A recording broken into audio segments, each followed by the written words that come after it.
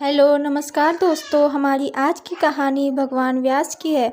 इस कहानी में हम जानेंगे कि भगवान व्यास को वेद व्यास क्यों कहा जाता है तथा उनसे जुड़ी हुई कुछ बातों को भी जानेंगे।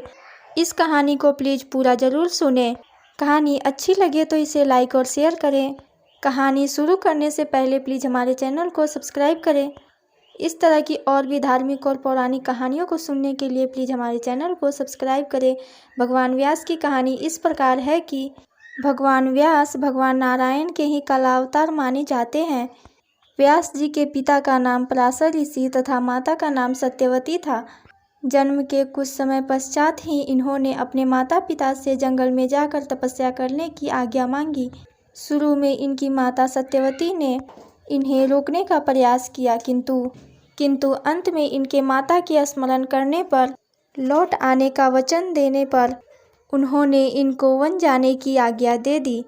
यमुना जी के द्वीप में जन्म होने के कारण इन्हें कृष्ण द्वैपायन तथा बद्रीवन में तपस्या करने के कारण इन्हें बद्रायन व्यास भी कहा जाता है।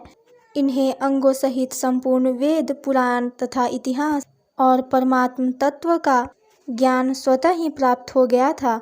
मनुष्यों की आयु क्षीण होते हुए देखकर इन्होंने वेदों का विस्तार किया, इसलिए ये वेद व्यास के नाम से प्रसिद्ध हुए।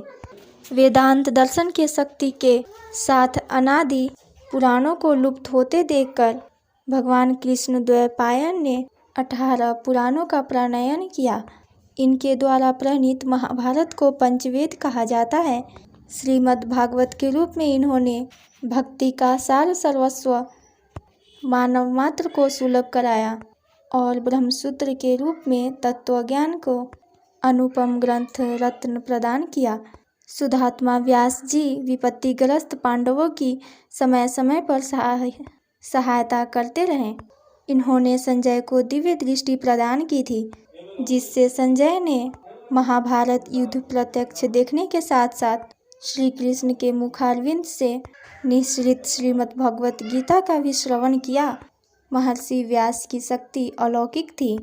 एक बार जब ये वन में धृतराष्ट्र और गांधारी से मिलने गए, तब सपरिवार युधिष्ठिर भी वहां उपस्थित थे। धृतराष्ट्र पुत्र शोक से अत्यंत व्याकुल थे। उन्होंने श्री व्यास जी से अपने मरे हुए कुटुंबियों और स्वजनों को देखने की इच्छा प्रकट की। तब महर्षि व्यास के आदेशानुसार धृतराष्ट्र आदि गंगा तट पर पहुँचे। व्यास जी ने गंगाजल में प्रवेश किया और दिवंगत योद्धाओं को पुकारा। जल में युद्ध काल जैसा कोलाहल सुनाई देने लगा। देखते ही देखते भीष्म और द्रोण के साथ दोनों पक्षों की योद्धा निकल आए। सबकी वेशभूषा और वाहन आदि पूर्ववत थे। सभी ईर्ष्या द्वेष से शून्य और दिव्य देहधारी थे।